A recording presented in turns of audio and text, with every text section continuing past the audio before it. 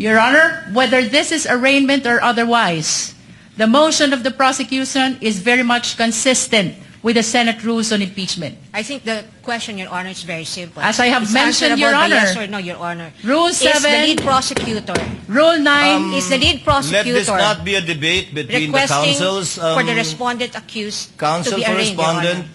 the prosecution respectfully moves for the reading of the 4 articles of impeachment and the entry of the corresponding answer or plea for each article of impeachment, Your Honor. Your Honor, this is consistent to the Senate rules on impeachment, particularly Rule 7, Your Honor, the last paragraph of which mentions about failure to appear, failure of the lawyer to appear, and failure to file answer. There should be an entry of plea of not guilty.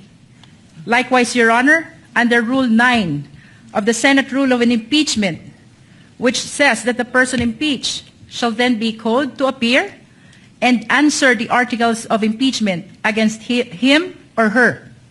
In this rule, Your Honor, it was likewise provided that the name of the person appearing in behalf of the respondent should be entered into the record. And by the answer, Your Honor, it is humbly believed that it pertains to the particular plea of whether guilty or not guilty of the respondent, Your Honor. Likewise, Your Honor, under Rule 21, Your Honor, the trial of all the articles of impeachment shall be completed before the senators vote on the final question of whether or not the impeachment is sustained. It is gleaned from these rules, Your Honor, that the senators will be voting on a per-article basis, Your Honor. And that is why it is the humble submission of the prosecution that there should be reading of the article and entry of the particular plea per article, Your Honor. This likewise, Your Honor, manifests our complete adherence to the mandate of the Constitution sa pagbasa po ng mga artikulo ng impeachment at pagpapasok ng sagot ng respondent, maipakita po natin sa sambayanang Pilipino ang ating pagsunod sa mandato ng Konstitusyon. Likewise, Your Honor, it upholds due process not only of the respondent but also of the Filipino people. Sa pagbasa po ng mga artikulo ng impeachment, she will be informed of the nature of the accusation against her bago pa po siya sumagot whether she is guilty or not guilty, Your Honor.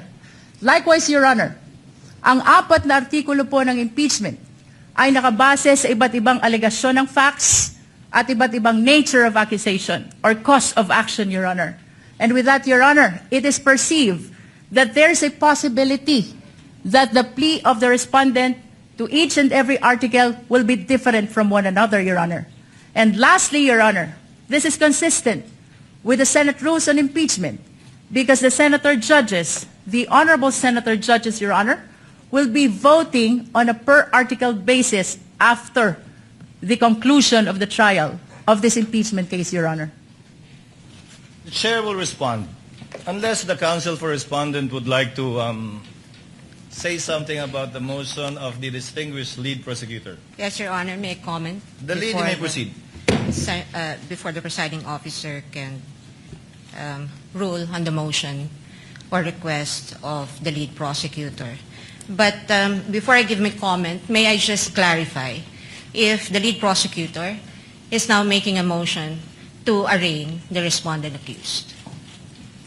Your Honor, whether this is arraignment or otherwise, the motion of the prosecution is very much consistent with the Senate rules on impeachment. I think the question, Your Honor, is very simple. As I have It's mentioned, answerable Your by Honor, yes or no, Your Honor. Rule 7, Is the lead prosecutor, Rule 9, is the lead Let prosecutor this not be a debate between the requesting councils. for the respondent accused to Counsel be for arraigned, Your Honor? respondent, kindly make your comments and avoid asking questions from the counsel for the prosecutor.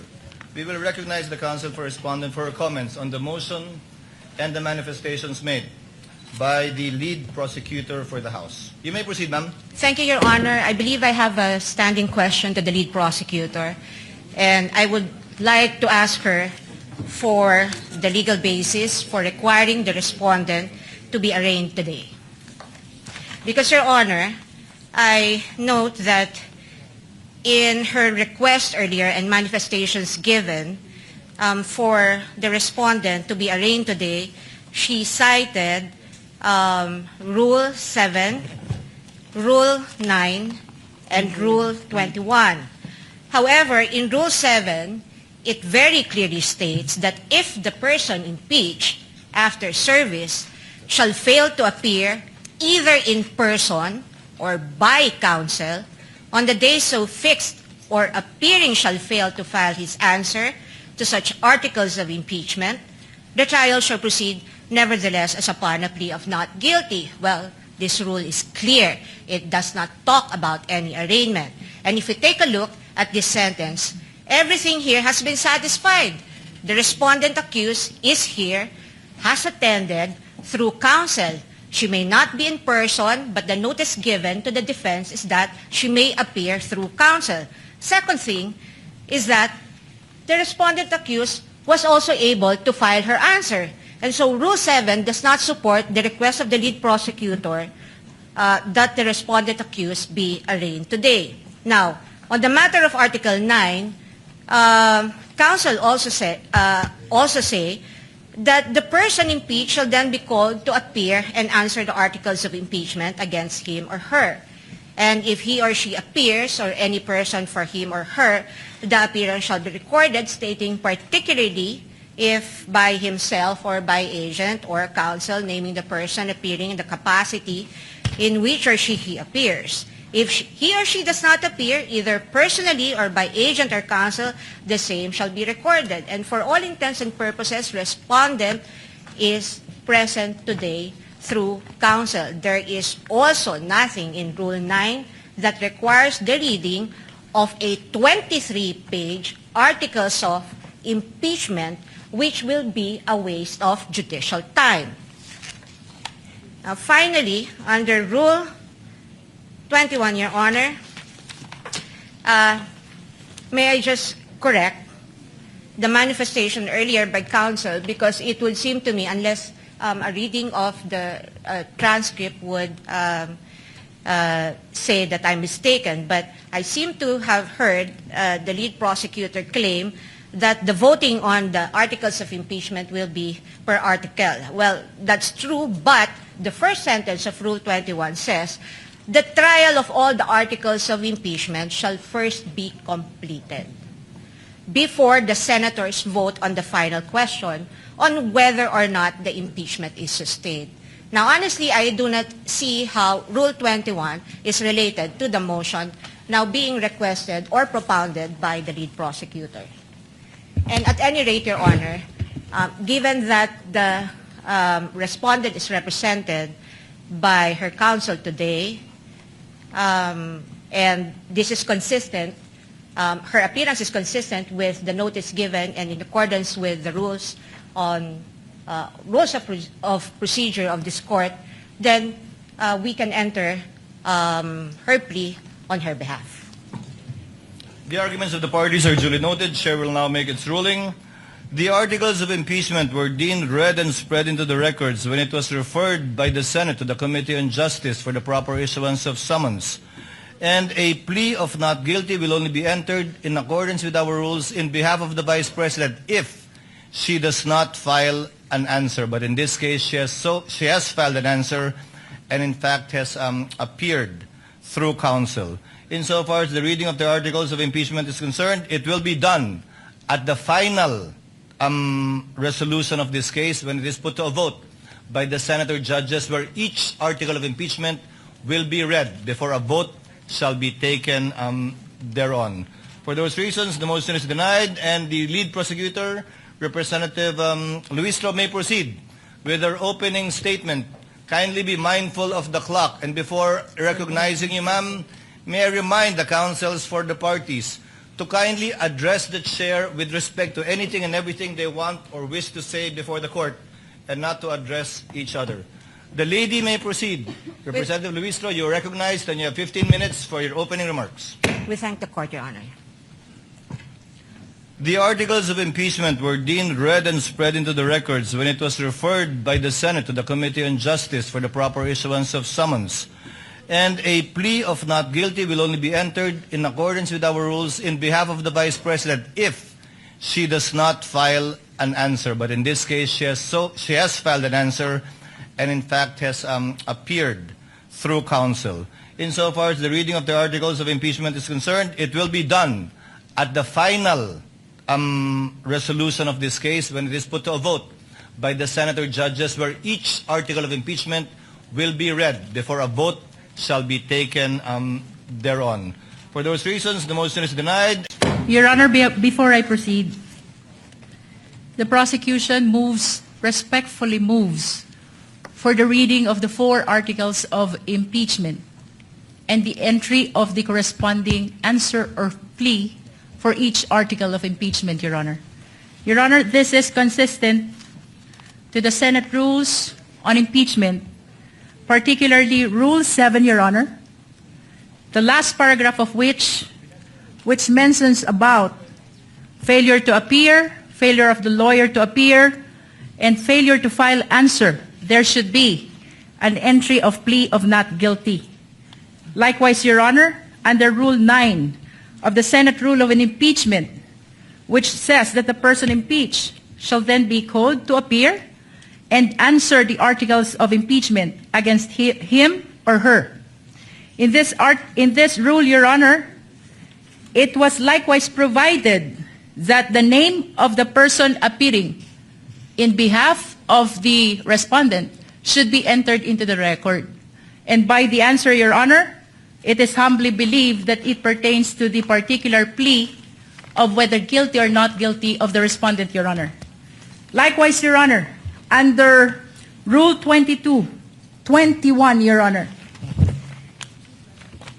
the trial of all the articles of impeachment shall be completed before the senators vote on the final question of whether or not the impeachment is sustained. It is gleaned from these rules, Your Honor, that the senators will be voting on a per-article basis, Your Honor. And that is why it is the humble submission of the prosecution that there should be reading of the article and entry of the particular plea per article, Your Honor. This likewise, Your Honor, manifests our complete adherence to the mandate of the Constitution sa pagbasa po ng mga artikulo ng impeachment at pagpapasok ng sagot ng respondent. Maipakita po natin sa sambayanang Pilipino ang ating pagsunod sa mandato ng Konstitusyon. Likewise, Your Honor, it upholds due process not only of the respondent but also of the Filipino people. Sa pagbasa po ng mga artikulo ng impeachment, she will be informed of the nature of the accusation against her bago pa po siya sumagot whether she is guilty or not guilty, Your Honor. Likewise, Your Honor, ang 4 na artikulo po ng impeachment ay nakabase sa iba't ibang alegasyon ng facts at iba't ibang nature of accusation or cause of action, Your Honor. And with that, Your Honor, it is perceived that there is a possibility that the plea of the respondent to each and every article will be different from one another, Your Honor. And lastly, Your Honor, this is consistent with the Senate rules on impeachment because the senator judges, the honorable senator judges, Your Honor, will be voting on a per-article basis after the conclusion of the trial of this impeachment case, Your Honor. The Chair will respond. Unless the counsel for respondent would like to say something about the motion of the distinguished lead prosecutor. Yes, Your Honor, may I comment? The lead may proceed. Before the presiding officer can rule on the motion or request of the lead prosecutor. But before I give my comment, may I just clarify if the lead prosecutor is now making a motion to arraign the respondent accused. Your Honor, whether this is arraignment or otherwise, the motion of the prosecution is very much consistent with the Senate rules on impeachment. I think the question, Your Honor, is very simple. As I have It's mentioned, Your answerable by Honor, yes or no, Your Honor. Rule Is the 7, lead prosecutor, Rule 9, is the lead Let prosecutor this not be a debate between the requesting counsels. for the respondent accused to Counsel be for arraigned, Your Honor? respondent, kindly make your comments. and avoid asking questions from the counsel for the prosecutor. We will recognize the counsel for respondent for her comments on the motion and the manifestations made by the lead prosecutor for the House. You may proceed, ma'am. Thank you, Your Honor. I believe I have a standing question to the lead prosecutor, and I would like to ask her for the legal basis for requiring the respondent to be arraigned today. Because, Your Honor, I note that in her request earlier and manifestations given for the respondent to be arraigned today, she cited Rule 7, Rule 9, and Rule 21. However, in Rule 7, it very clearly states that if the person impeached after service shall fail to appear either in person or by counsel on the day so fixed, or appearing shall fail to file his answer to such articles of impeachment, the trial shall proceed nevertheless as upon a plea of not guilty. Well, this rule is clear. It does not talk about any arraignment. And if you take a look at this sentence, everything here has been satisfied. The respondent accused is here, has attended through counsel. She may not be in person, but the notice given to the defense is that she may appear through counsel. Second thing is that the respondent accused was also able to file her answer. And so Rule 7 does not support the request of the lead prosecutor that the respondent accused be arraigned today. Now, on the matter of Article 9, counsel also say that the person impeached shall then be called to appear and answer the articles of impeachment against him or her. And if he or she appears, or any person for him or her, the appearance shall be recorded, stating particularly if by himself or by agent or counsel, naming the person appearing in the capacity in which or he appears. If he or she does not appear, either personally or by agent or counsel, the same shall be recorded. And for all intents and purposes, respondent is present today through counsel. There is also nothing in Rule 9 that requires the reading of a 23-page articles of impeachment, which will be a waste of judicial time. Now, finally, under Rule 21, Your Honor, may I just correct the manifestation earlier by counsel, because it would seem to me, unless a reading of the transcript would say that I'm mistaken, but I seem to have heard the lead prosecutor claim that the voting on the articles of impeachment will be per article. Well, that's true, but the first sentence of Rule 21 says, the trial of all the articles of impeachment shall first be completed before the senators vote on the final question on whether or not the impeachment is sustained. Now, honestly, I do not see how Rule 21 is related to the motion now being requested or propounded by the lead prosecutor. And at any rate, Your Honor, given that the respondent is represented by her counsel today, and this is consistent, her appearance is consistent with the notice given and in accordance with the rules on rules of procedure of this court, then we can enter her plea on her behalf. The arguments of the parties are duly noted. Chair will now make its ruling. The articles of impeachment were deemed read and spread into the records when it was referred by the Senate to the Committee on Justice for the proper issuance of summons.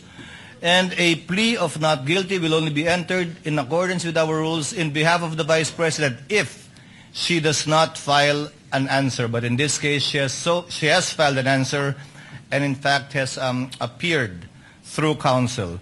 Insofar as the reading of the articles of impeachment is concerned, it will be done at the final resolution of this case when it is put to a vote by the senator judges, where each article of impeachment will be read before a vote shall be taken thereon. For those reasons, the motion is denied, and the lead prosecutor, Representative Luistro, may proceed with her opening statement.